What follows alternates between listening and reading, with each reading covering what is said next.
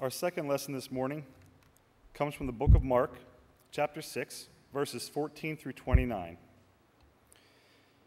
King Herod heard about this, for Jesus' name had become well known. Some were saying, "John the Baptist has been raised from the dead, and that is why miraculous powers are at work in him." Others said, "He is Elijah." And still others claimed, "He is a prophet like one of the prophets of long ago." But when Herod heard this, he said, "John, the man I beheaded, has been raised from the dead." For Herod himself had been given orders to have John arrested, and he had him bound and put in prison. He did this because of Herodias, his brother Philip's wife, whom he had married. For John had been saying to Herod, "It is not lawful for you to have your brother's wife."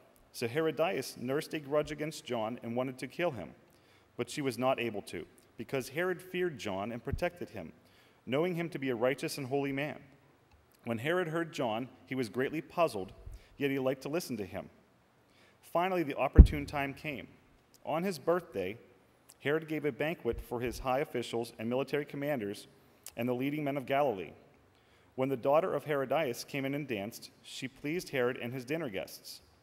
The king said to the girl, "Ask me for anything you want, and I'll give it to you." And he promised her with an oath, "Whatever you ask, I will give you, up to half my kingdom." She went out and said to her mother, "What shall I ask for?" "The head of John the Baptist," she answered.